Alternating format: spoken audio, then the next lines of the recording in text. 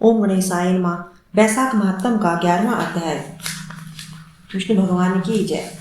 राजन मैथिल ने पूछा, हे ब्राह्मण, जब कामदेव भस्म हो गया तो फिर उसकी उत्पत्ति कैसे हुई? श्रुतिदेव कहने लगे, हे राजन, ये कथा स्वामी कार्तिकेय के जन्म की है, जो यश और पुण्य देने वाली है। जब शिव जी के ने कामदेव को जला दिया तो उसकी स्त्री रति अपने पति को भस्म हुआ देख शोक में मूर्छित हो गई। जब 2 घड़ी के बाद उसकी मूर्छा हट गई तो अति विलाप करने लगी, जिससे सारा तपोवन दुखमय हो गया। अब रति ने चिता में जलकर शरीर त्याग देने का विचार किया और पति के मित्र बसंत को पति की अंतिम क्रिया करने को बुलाया।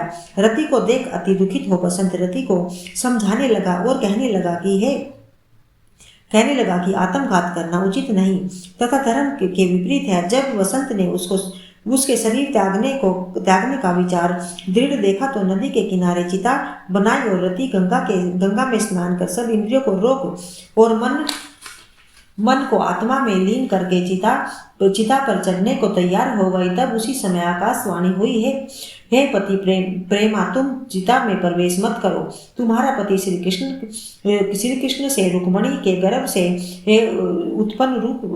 प्रदुमन रूप में उत्पन्न होगा। तू ब्रह्मा के हिसाब से संबर नाम दैत्य के घर में निवास करेगी, वही तेरा पति तुझे प्राप्त होगा। वह उस आकाशवाणी को स्मरण करने के उपरांत रति ने चिता में प्रवेश नहीं किया। वह भगवान शंकर की शरण में जा पहुंची तब महादेव जी ने उसे अभय दान देते हुए कहा, हे सुभगे, कलयुग में तेरा पति अंग वाले की तरह मरा हुआ दिखाई देगा। वह अनंग नाम से विख्यात होगा, उससे कोई जीव बच नहीं सकेगा। पूर्व काल में तेरा पति सुंदर नाम का राजा था। उस जन्म में भी तुम उसकी पत्नी थी, किंतु रज सकरणी होने के कारण तुम्हारी यह दशा हुई। अब बैसाख मास में मंदाकिनी नामक नदी में स्नान करके मधुसूदन भगवान का पूजन तथा उसकी दिव्य कथा सुनने में से तुम्हारा पति अवश्य तुमको मिल जाएगा। रति को इस भांति वरदान देकर सब देवता अपने अपने स्थान को चले गए। रति ने भी कलेश में निवृत्त होकर मेष की संक्रांति में गंगा स्नान कर पतिव्रता से अक्षुषण शयन व्रत को धारण किया। इस व्रत के करने से उसको उसी समय कामदेव दिखाई दिया। उसने वैशाख मास में कर्तव्य धर्म नहीं किया था, इसी कारण परमात्मा का पुत्र होने पर भी अंगहीन हुआ। श्रुतिदेव कहने लगे, हे राजन, जब महादेव पार्थ जी के सम्मुख खड़े हुए अंतर्ध्यान हो गए तो पार्थ जी खड़ी रह गई और सोचने लगी कि अब क्या किया जाए।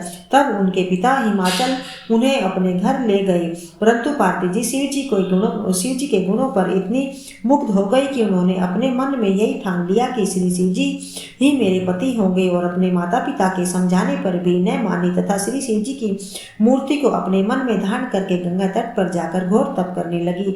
भोजन आदि छोड़कर तप करते करते बड़ी बड़ी जटाएं उनके सिर पर हो गई। इस प्रकार हजारों वर्ष तक शिव जी की आराधना करते हुए एक दिन सायकाल के समय श्री महादेव जी ने पार्थ जी की परीक्षा करने के लिए ब्रह्मचारी वेश धारण करके उनकी पर्णकुटी में आकर उनकी नाना प्रकार से परीक्षा ली, परंतु उनकी अचल भक्ति देकर प्रकट रूप में आकर उन्होंने कहने लगे कि हे भद्रे, जो तुम्हारे मन में हो वरदान मांगो।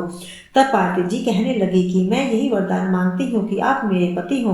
तथास्तु कहकर श्री शिव जी ने सप्त ऋषियों को बुलवाया और उपस्थित होने पर उन्हें आज्ञा दी कि तुम हिमाचल के पास जाकर विवाह का प्रस्ताव करो। सातों ब्रह्मवादी ऋषि चारों तरफ प्रकाश करते हुए आकाश मार्ग से हिमाचल के घर पहुंचे। राजा ने उनका यथोचित पूजन आदि सत्कार किया। तब ऋषियों ने कहा, हे राजा, हिमाचल, तेरी पुत्री पार्वती पहले दक्ष की कन्या सती थी, जिसने अपने पिता के यज्ञ कुंड में जलकर अपने प्राण त्याग दिए थे। उनका पानी ग्रहण करने के योग्य सिवाय शिव जी के और कोई नहीं है, इसलिए तुम अपनी कन्या का विवाह श्री शिव जी के साथ कर दो।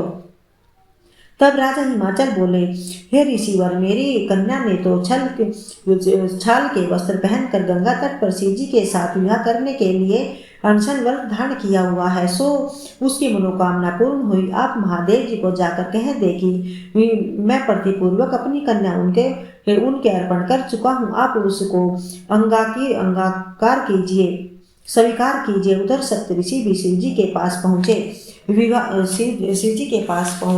और विवाह निश्चित करने करके चले गए। इसके पश्चात से निश्चित तिथि पर लक्ष्मी आदि सब देवियां और विष्णु आदि सब देवताओं के समक्ष विवाह हुआ। शिव जी पार्वती के साथ 1 सहस्त्र वर्षों तक नित्य रमण करते रहे, परंतु गर्भस्थित न हुआ तो देवताओं को अति चिंता हुई और सब इसके कारण को सोचने लगे। फिर विचार करके अग्निदेव को बुलाए, उनको समझाया कि जिस समय से शिव जी रमण कर रहे हो तब तुम उनके सामने चले जाना। पार्वती जी तुमको देखकर लज्जा के मारे वहां से हट जाएगी। तुम शिव जी को अपनी बातों में लगा लेना और शिष्य सम्मान बहुत से प्रसन्न करना, तथा समय लग जाने पर पार्वती जी ये गर्भ स्थित हो जाएगा। अग्नि देव ने ऐसा ही किया और रमन के समय वह पहुंच जाने से पार्थिव ही होने के कारण लज्जा के मारे रमन छोड़कर एक तरफ हो गई। शिवजी महाराज को ऐसे समय में अग्निदेव का आना बहुत बुरा लगा और उन्हें श्राप दे दिया कि मेरा वीर्य तुम्हारे मुख द्वार से तुम्हारे उदर में प्रवेश करे। तब अग्नि ने उस वीर्य को अपने उदर में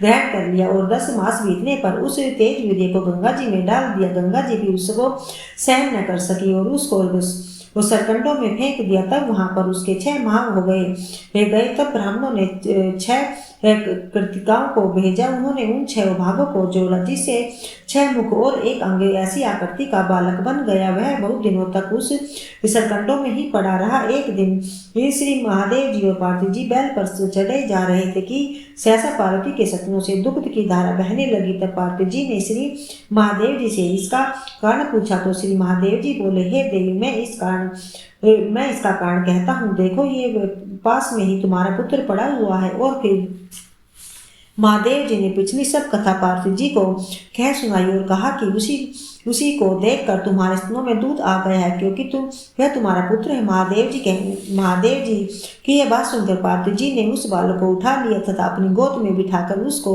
अपने सपनों का दूध पिलाने लगी। इस प्रकार पार्वती जी पुत्र स्नेह में मुग्ध होकर उसको कैलाश में ले गई और उसका पालन पोषण करने लगे। सूर्यदेव कहने लगे, हे राजन, यह कुमार कार्तिकेय के जन्म की कथा मैंने तुमसे कही। इसको नित्य श्रवण करने तथा पाठ करने से प्राणी को पुत्र पौत्र आदि की प्राप्ति होती है। वैशाख मास में धर्म का आचरण करने वाले जो भी स्त्री इसे श्रवण करती वह कभी विधवा नहीं होती।